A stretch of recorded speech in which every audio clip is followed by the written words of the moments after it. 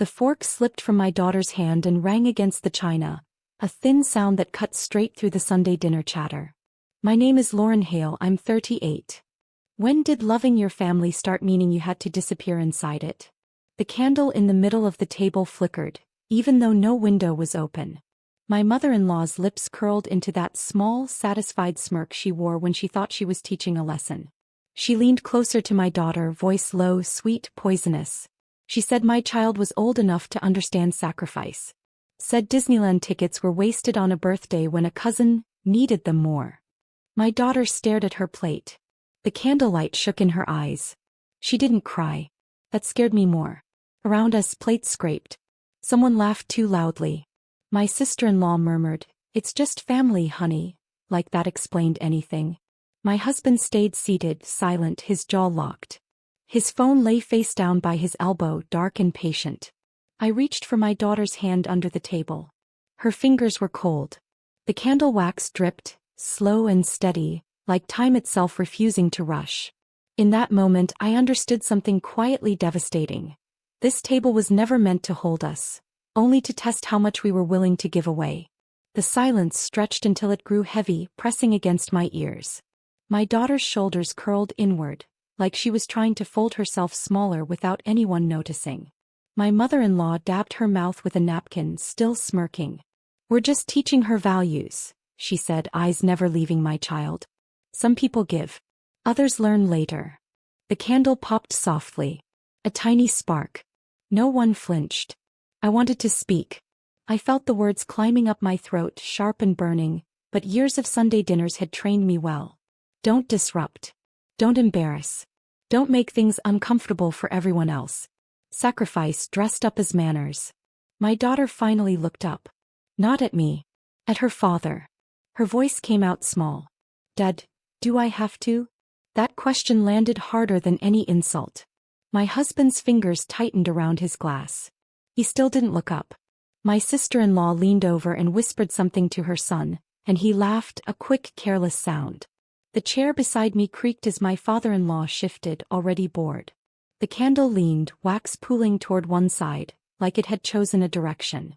I realized then that this wasn't about tickets. It was about who was allowed to take, and who was expected to stay quiet while it happened. My husband finally lifted his head. Not fast. Not dramatic. Just enough for the light to catch his eyes. I knew that look. I'd seen it once before years ago when a contractor tried to cheat him and smiled while doing it. Calm on the surface. Steel underneath.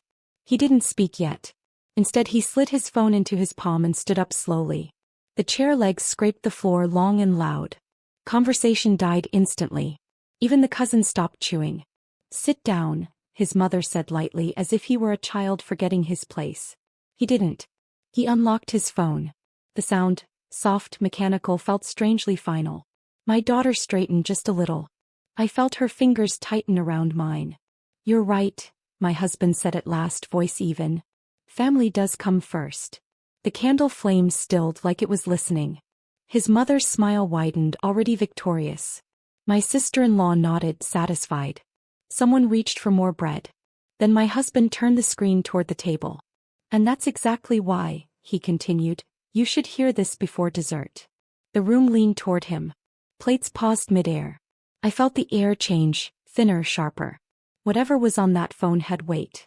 And I knew without seeing it yet, that nothing at this table would sit the same way again. He didn't press play right away. That pause did something to the room. My mother-in-law's smirk faltered just for a breath.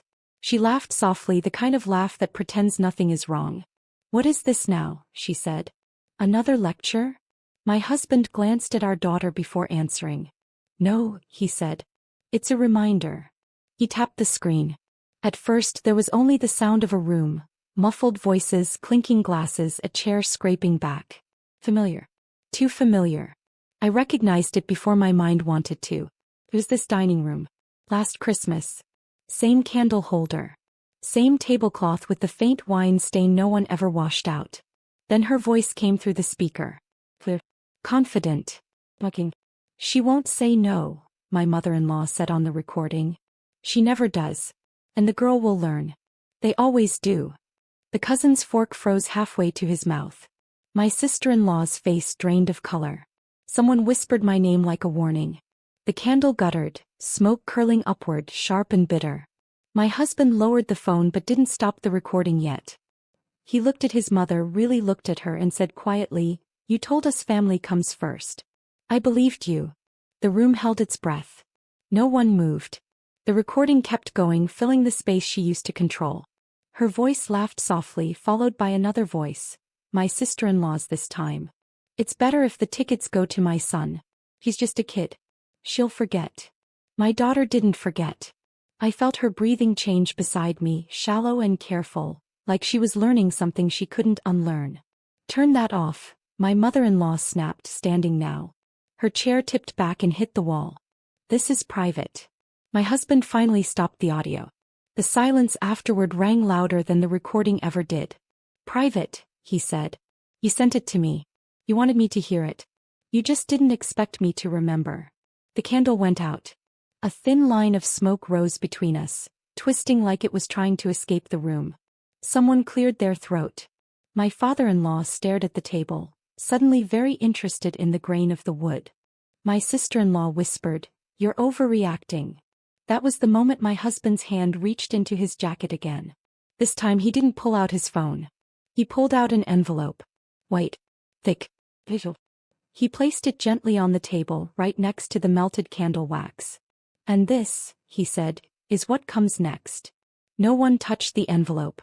It sat there like it had weight, like it could bruise someone if they opened it wrong. My mother-in-law crossed her arms, chin lifting. "You think a piece of paper scares me?" she said, laughing too quickly. "After everything we've done for you?" My husband didn't answer her. He slid the envelope toward his father instead.